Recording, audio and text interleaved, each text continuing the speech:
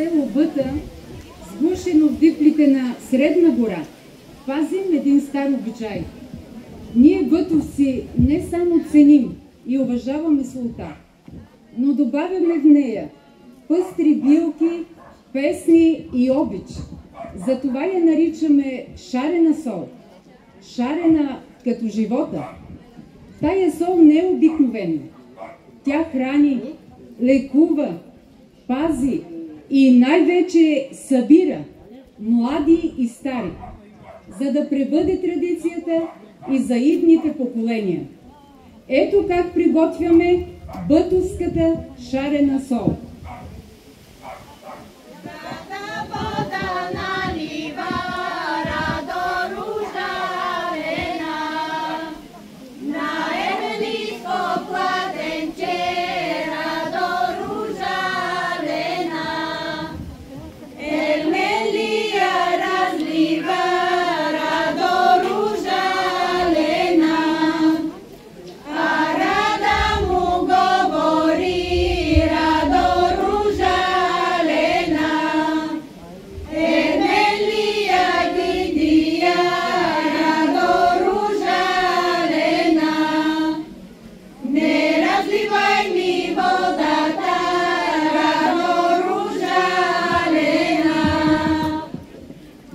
За вода сме тръгнали, ама така ми сладко мирише на вече напитка. Май баба Валя пак е умесила, че идва време и сярената сол да правим. Че има ли по-голямо майсторство от баба Валя в цялото село? Няма! Ида! Замесила съм погачата. Айде, чедо, седнете тука.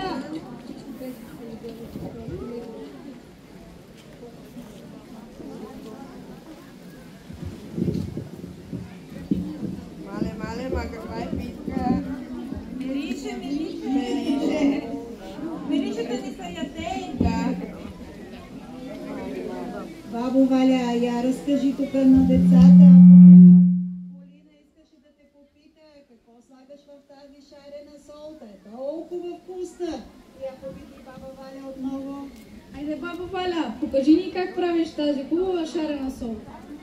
Ще ви покажа.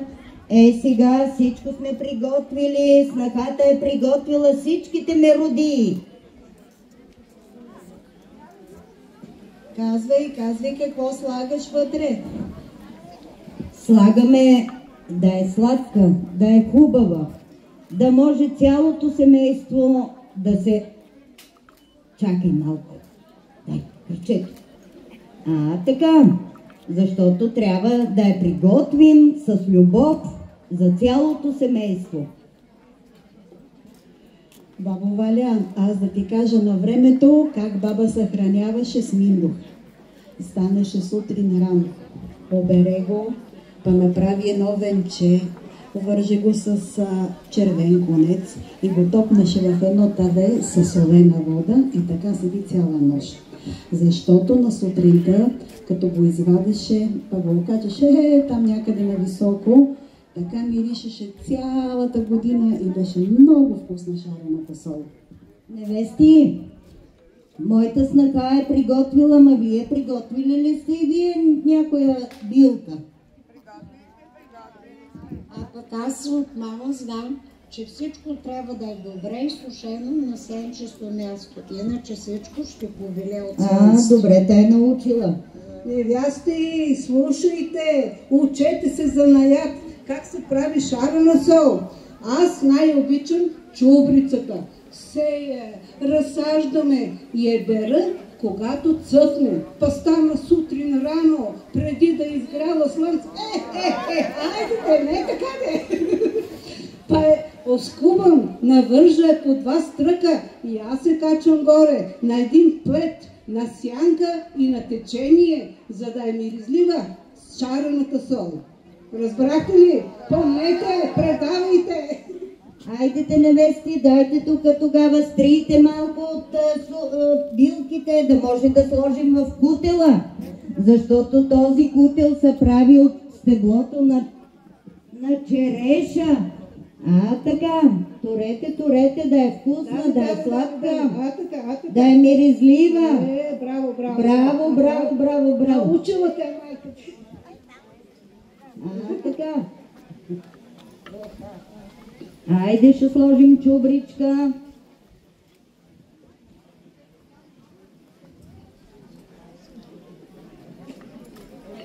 И ще чукаме, защото в този кутел си остава да е сладка и да е ароматна, да не бяга вкуса. Какво направи? Нали казах от стъблото на черешово дърво, защото е най-кораво, най-здраво. Жени, айде аз докато приготвим шарената сол, вие ми попейте малко, да е спорна тая шарена сол, тая работа. Вижто бизи манина се настана пролето баба, Леля драга на домаше, у баба Лели драгано, молите се яко силе, коя градина, коя две, коя половин градина, ами ти Лели драгано, ами ти се яла ли си, барем половин градина. Бабо Валя, ясно си някоя люта чушка, че дядо и тата обича чарната сол люта? Ето, тази сладката е готова. Ето, имам и малък кутел, в който ще приготвя на баща ти малко и люта.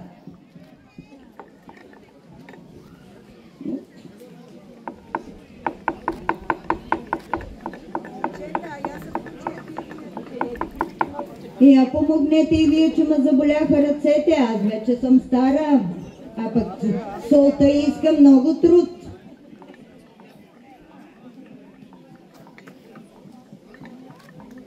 Сега май първо трябва да сложим от миризливите подправки, от сминдуха, от чубрицата, после да сложим бяла сол, царевица на худ, тиквени семки, ама препечени, че да стане по-сладка. Добре, научила си се. Уча се. Така. Аз съм снаха.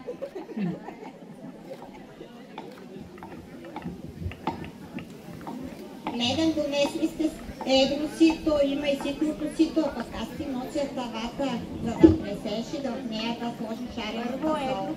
Ето го едрото сито, ето и ситното сито. Така, айде сейте, децата да помагат. Айде сега да изсипем солта, готовата, да може да я пресеем първо в едрото сито, да останат какво има, шунки, сламки. Така.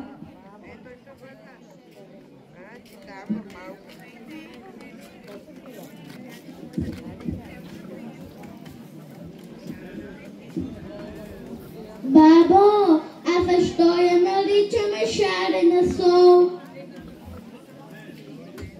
Ами наричаме шарена сол, защото в нея има шарени.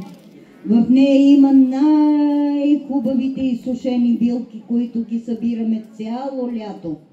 То е билки, сминдо, чубрица, печени слънчоглед, печен тиквени семки.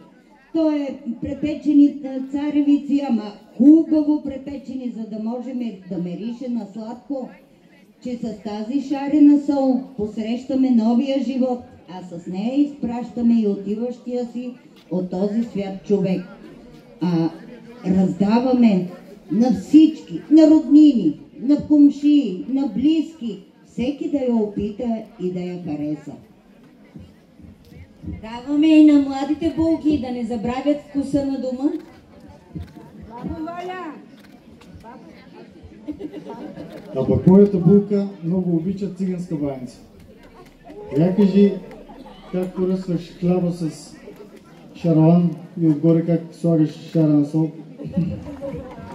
Така е. Ама и на тебе най-любима шарена сол ти е с озрял червен домат, като го откъснеш от моята градина. Бабо Валя, тук виждам едни залупци. Моля ти са, напълни ги с шарена сол, защото чакаме бебе. Като се стигне живо и здраво, ще направя една питка и ще покана всичките тези баби да почерпа. Айде, дай Боже, дай Боже! Дай Боже на всеки, дай Боже! Ето, солта е готова, сега ще ти ги напълна.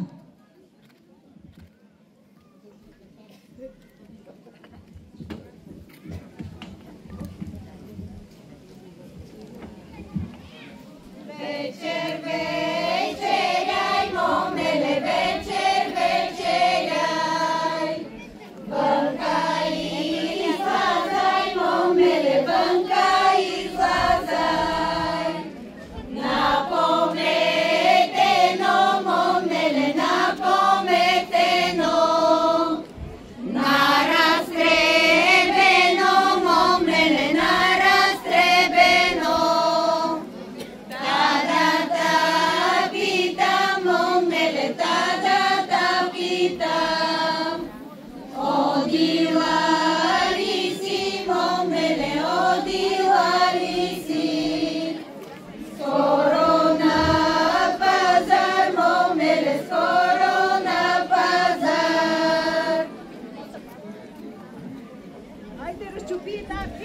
Кога ми е замирисала?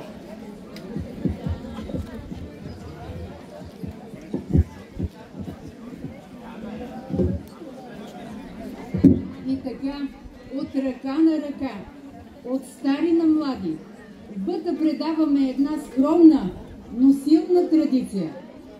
Шарената сол е много важна. Тя е обред, завет и благословия. И както казваме по нашия край, солта повдига духа и крепи живота ни.